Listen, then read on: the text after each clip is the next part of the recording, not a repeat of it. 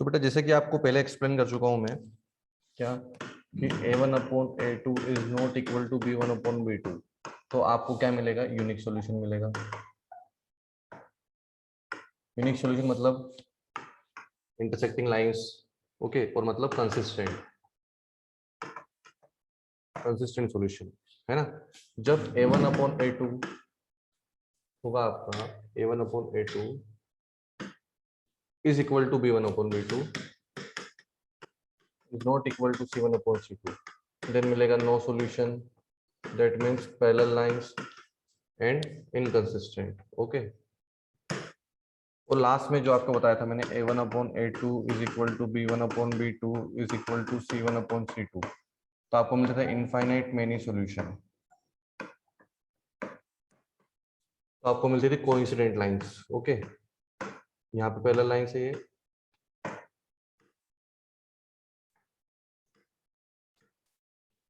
ठीक है, और क्या मिलेगा आपको, कंसिस्टेंट सॉल्यूशन मिलेगा। तो अभी तक क्या होता था कि आपके पास एक क्वेश्चन होता था, उस क्वेश्चन में आप रेशियोज कंपेयर करते थे a1 a2 b1 b2 और c1 c2 के, और उसके अकॉर्डिंग आप क्लियर आइडेंटिफाई कर पाते थे, क्लियर कर पाते थे कि ये यूनिक सॉल्यूशन होगा, नो सॉल्यूशन होगा या इनफाइनाइट मेनी सॉल्यूशन होगा। पर अब यहाँ पे थोड़ा सा ट्विस्ट आने वाला है क्वेश्चन में। तो अब जो क्वेश्चन आपके पास होंगे वहां पर आपको कंडीशन गिवन होगी, ठीक है। जैसे कि क्वेश्चन में लिख रहा हूं बोर्ड पे, find K, you to find the value of K, ठीक है, so that following equation has no solution, following equation has no solution। अब इन्होंने कंडीशन पहले से दे दी, नो सॉल्यूशन मतलब क्या, इक्वेशन देखने से पहले भी आप ये कंडीशन दिमाग में ला सकते हो कि नो सॉल्यूशन मतलब क्या होगा, a1/a2 is equal to b1/b2 is not equal to c1/c2, ऐसा होता है नो सॉल्यूशन में, ठीक है। अब आपकी जो इक्वेशन है वो इक्वेशन ये है, क्या है equation, 3x - y - 5 equal to 0 and 6x - 2y - k equal to 0, ठीक है। तो आप यहाँ पे सबसे पहले वही procedure, a1 the value of a1 is 3, the value of b1 is -1, the value of c1 is -5, the value of a2 is 6, the value of b2 is -2 and the value of c2 is -k। तो सबसे पहले आप ratio निकाल लेंगे, a1/a2 कितना आएगा, 1/2 आएगा, b1/b2 भी कितना आएगा, 1/2 आएगा, एंड c1/c2 कितना आएगा, 5/k, ठीक है। ये वैल्यूज आपके पास आ जाएगी a1/a2, b1/b2 एंड c1/c2 की। Now since equation have no solution, है ना, क्वेश्चन में बोला है कि इक्वेशन में कोई सॉल्यूशन नहीं है, therefore a1/a2 is equal to b1/b2 is not equal to c1/c2। तो वैल्यूज पुट कर देंगे आप यहाँ पर, तो आपको क्या मिलेगा, a1/a2 मतलब 1/2, b1/b2 मतलब 1/2, not equal to c1/c2 means 5/k, okay. तो देखो मैं क्या करूंगा, अब मैं इन दोनों को सोल्व करूंगा, क्योंकि बात तो एक ही, 1/2 तो 1/2 के इक्वल है ना। तो क्या होगा, 1/2 is not equal to 5/k, okay. Cross multiply करेंगे एज इट इज, आपको नॉट इक्वल टू को अभी के लिए आप इमेजिन कर लो कि इक्वल टू ही है, तो क्रॉस मल्टीप्लाई आप कैसे करोगे, k into 1 is not equal to 2 into 5, so finally you will get the value of k is not equal to 10। तो इसका मतलब क्या हुआ कि k की वैल्यू 10 नहीं होनी चाहिए, बस 10 के अलावा कुछ भी हो जाए आपको नो सॉल्यूशन मिलेगा, है ना। तो ऑल अदर वैल्यूज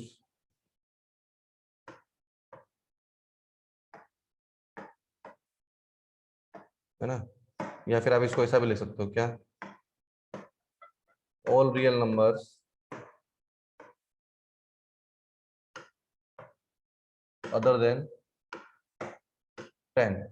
तो 10 के अलावा बाकी आप सारे के सारे रियल नंबर्स जो भी आपकी इच्छा हो, जिस भी, चाहे वो डेसिमल में हो, फ्रैक्शन में हो, मिक्स फ्रैक्शन में हो, किसी भी टाइप में आप लिख सकते हो, बस 10 उसकी वैल्यू नहीं होना चाहिए, ठीक है।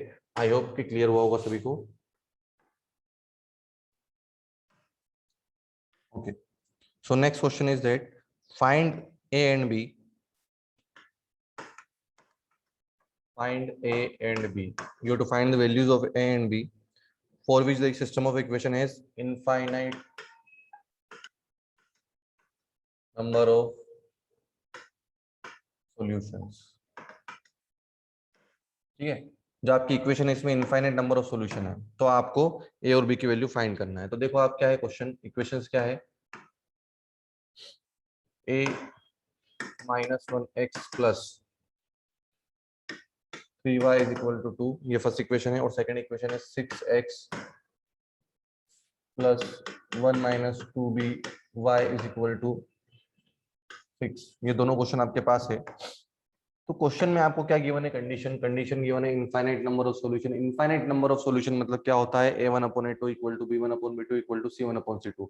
जैसे ही आप ये कंडीशन पढ़ेंगे आपके दिमाग में ये पिक्चर चलना चाहिए कि a1/a2 equal to b1/b2 equal to c1/c2, है ना, क्लियर। अब देखो आप सबसे पहले आप आइडेंटिफाई करेंगे a1 की वैल्यू, तो वो है a-1, b1 की वैल्यू 3, c1 की value 2, the value of a2 here is 6, the value of b2 is 1 minus 2b and the value of c2 is 6, है ना। कुछ बच्चों को डाउट रहता है कि सर आपने इसको साइड चेंज तो किया ही नहीं 2 को, है ना, आप इसको 2 को साइड चेंज करके लेते तो यहाँ माइनस आता, बिल्कुल माइनस आता बेटा, पर 6 को भी साइड चेंज करते तो वापस माइनस आता और माइनस माइनस फिर से प्लस हो जाएगा। तो मैंने आपको स्टार्टिंग से यही बोला है कि जो c है कांस्टेंट, वो या तो दोनों इक्वेशन में LHS में हो या दोनों इक्वेशन में RHS में हो, तो कोई प्रॉब्लम नहीं है। पर अगर एक LHS में और एक RHS में होगा तो प्रॉब्लमेटिक चीज होगी, है ना। इसलिए दोनों इक्वेशन को आप या तो LHS में रखें या दोनों इक्वेशन को आप RHS में रखें, ठीक है। अब देखो आप क्या करेंगे, है ना, सबसे पहले क्या करेंगे आप, since equation have infinite many solution, therefore a1/a2 is equal to b1/b2 is equal to c1/c2. Now by putting the values of this a1, a2, b1, b2, c1, c2, okay, so the value of a1 is a minus 1 upon a2 is 6 equal to the value of b1 is 3 upon 1 minus 2b and the value of c2 is 2 by 6. So after cancelling out this is 1 by 3. Okay, now what you have to do, सबसे पहले आप क्या करेंगे, first of all you have to do equate these two. Okay, now a minus 1 by 6 equal to 1 by 3. So a minus 1 equal to 6 by 3, 3 1 is 3, 3 2 is 6. So a is equals to 3. So the value of a is 3. Clear? अब इसके बाद इसको इन दोनों को लेंगे, ठीक है। तो 3/1 minus 2b equal to 1 by 3, cross multiply किया तो 3 3 is 9, 1 minus 2b, ठीक है, प्लस 1 उधर गया तो -1, तो 8 equal to minus 2b। So 8/-2 is equal to b. So the value of b is -4, ठीक है। अब ये a और b की वैल्यूज तो आ गई, पर क्या पता ये सही है या गलत है ना। बहुत सी बार डाउट रहता है, सर हमने तो सही किया था। तो वेरीफाई कर सकते हो, है ना। वेरीफाई कैसे कर सकते हो आप देखना, जो आपकी इक्वेशन है उसमें a के प्लेस पे मैंने 3 पुट किया, तो 3 - 1 इक्वेशन आपकी बनेगी 2x plus 3y equal to 2, ठीक है। देन b के प्लेस पे -4 पुट किया तो 6x तो as it is, plus b के प्लेस पे -4 पुट किया तो -4 into -2 -8 plus 1 9 y equal to 6। अब आप यहाँ पे रेशियो निकालें तो 2/6 कितना आएगा 1/3, 3/9 भी कितना आएगा 1/3 और 2/6 फिर से कितना आएगा 1/3। तो क्या तीनों रेशियो इक्वल आ रहे हैं, इक्वल आ रहे हैं, मतलब आपको इनफाइनाइट मेनी सॉल्यूशन मिलेंगे, हाँ या ना, इनफाइनाइट मेनी सॉल्यूशन मिलेंगे। और क्वेश्चन में भी यही तो बोल रखा है कि इनफाइनाइट मेनी सॉल्यूशन ही है इसके, ठीक है। तो आई होप कि सभी को क्लियर हुआ होगा ये क्वेश्चन।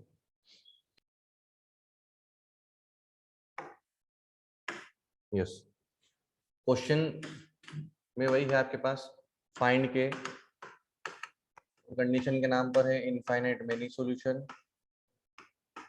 ठीक है। और जो आपकी इक्वेशन है, इस बार इक्वेशन मस्त इक्वेशन है बिल्कुल, kx plus 3y, kx plus 3y equal to bracket में 2k plus 1, और एक और इक्वेशन है 2k plus 1x plus 9y is equals to 7k plus 1। ठीक है, इनफाइनाइट नंबर ऑफ सॉल्यूशन। ठीक, सबसे पहले आप क्या करोगे, a1, so value of a1 here is k, b1 is 3 and c1 is 2k plus 1।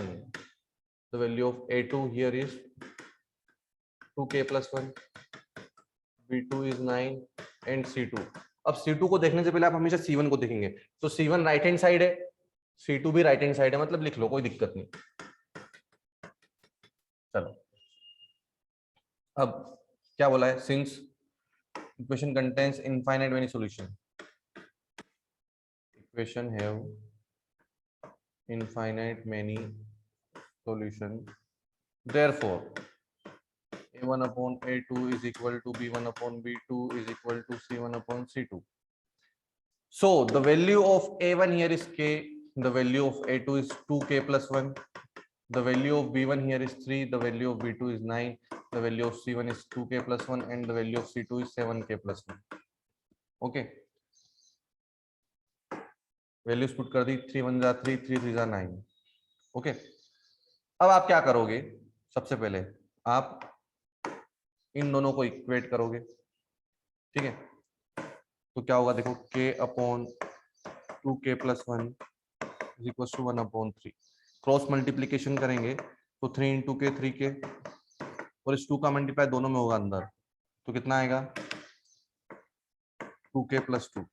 Okay, 2k का side change किया तो 3k minus 2k, finally the value of k is 2। ठीक है, बच्चे का ये आंसर आता है, बच्चा बहुत खुश हो जाता है, चलो k की वैल्यू आ गई। ठीक है, पर k की और भी वैल्यूज हो सकती है, तो आपको और भी सोल्व करना पड़ेगा। ठीक है, और भी सोल्व करना पड़ेगा, मतलब क्या है सर, तो बेटा एक बार इसको भी आप इक्वल रखोगे, तो इसको आप इक्वल रखोगे तो क्या आएगा, 1/3 is equal to 2k plus 1 upon 7k plus 1। ठीक है, तो क्रॉस मल्टीप्लाई करेंगे तो 7k plus 1 equal to 6k plus 3, तो साइड चेंज किया तो 7k माइनस 6k 3 माइनस 1, तो k इज इक्वल टू 2 ही आया यहाँ से भी। ठीक है, बहुत अच्छी बात है। इसके बाद फिर आपको इसको और इसको इक्वेट करना पड़ेगा। ठीक है, तो k अपॉन 2k प्लस 1, अब यहाँ ब्रैकेट को मैं ओपन कर रहा हूँ, है ना, तो कितना आ जाएगा 2k plus 2 is equal to 2k plus 1 upon 7k plus 1। वही क्रॉस मल्टीप्लाई करेंगे, क्रॉस मल्टीप्लाई करेंगे तो क्या मिलेगा आपको, k डायरेक्टली कर देते हैं, 7k square plus k, 2k into 2k 4k square. Okay, फिर 2k और 4k 6k, 2 1 2, है ना, तो ये प्लस के सारे इधर साइड चेंज हो तो माइनस के, तो 7k square minus 4k square 3k square, plus के माइनस 6 प्लस माइनस 6 के तो minus 5k minus 2 equal to 0। तो this is the quadratic equation, और क्वाड्रेटिक इक्वेशन के आपको फैक्टर्स करने हैं, तो यहाँ पर फैक्टर्स क्या आएंगे सभी को पता है, 3k square minus 6k plus k minus 2 equal to 0। So k common ले लिया, 3k कॉमन ले लिया, सॉरी 3k कॉमन लिया तो k माइनस 2 बचा, प्लस 1 कॉमन लिया तो k माइनस 2 बचा इक्वल टू 0। सो फाइनली आपको जो मिलेगा वो मिलेगा k माइनस 2 और 3k प्लस 1 इक्वल टू 0। ठीक है, तो आपके पास k की दो वैल्यूज आ गई, एक तो k इक्वल्स टू 2 आ गया, और एक और आ गया k इक्वल्स टू माइनस 1/3। ठीक है, तो आपको ये दोनों वैल्यूज पे चेक करना पड़ेगा कि दोनों वैल्यूज सेटिस्फाई हो रही है या नहीं हो रही है ना, जैसे कि इनफाइनाइट मेनी सॉल्यूशन है, क्या है, इनफाइनाइट मेनी सॉल्यूशन। तो आप पूरी इक्वेशन में या फिर a1 a2 b1 b2 c1 c2 जो आपके पास है, इसमें k के प्लेस पे आप 2 पुट करें।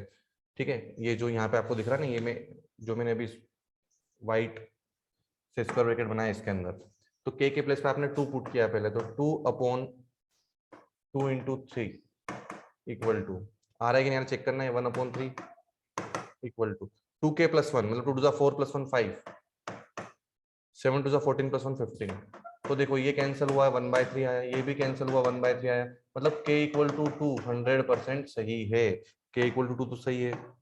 अब k इक्वल टू -1/3 की बात करते हैं, तो ये -1/3 पुट किया मैंने k के प्लेस पे, फिर 2 -1/3 + 1 इज इक्वल टू, यहाँ पर तो 1/3 ऑलरेडी है ही सही, फिर 2 इंटू -1/3 + 1 अपॉन में 7 इंटू -1/3 + 1, इसको सॉल्व करेंगे, ठीक है। तो इसको सॉल्व करेंगे तो ये -1/3 न्यूमरेटर में तो एज इट इज 3 × 3 3 - 2 2 हो जाएगा, sorry 3 × 3 3 - 1 2 2 × 4 upon 3 is equal to ये 1/3 आ ही रहा है, ठीक है। तो आप देखो इसको सोल्व करने से पहले आप यहाँ पे देख लो, 3 से 3 कैंसिल होकर -1/4 बच गया, which is not equal to 1/3, मतलब ये आपका सॉल्यूशन नहीं है, ठीक है। अब आप बोलोगे सर जब ऑलरेडी पता था कि जब के की वैल्यू 2 आ गई, 2 आ गई थी ऑलरेडी 2 बार, वो तीसरी बार में 2 आ गई थी, तो इस -1/3 को लेने की जरूरत ही क्या थी। तो बेटा बहुत सी बार क्या होता है कि 2 आंसर सेटिस्फाई कर देते हैं, है ना।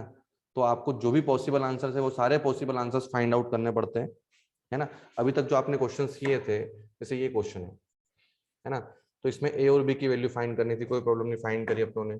इस क्वेश्चन में आपको देखो तो एक ही बार इक्वेट हो रहा था ना, तो एक ही बार वैल्यू निकाली, तो ये डिपेंड करता है क्वेश्चन के ऊपर, है ना। क्लियर है सभी को? आई होप सभी को समझ में आया होगा, और कोई डाउट है तो पूछे।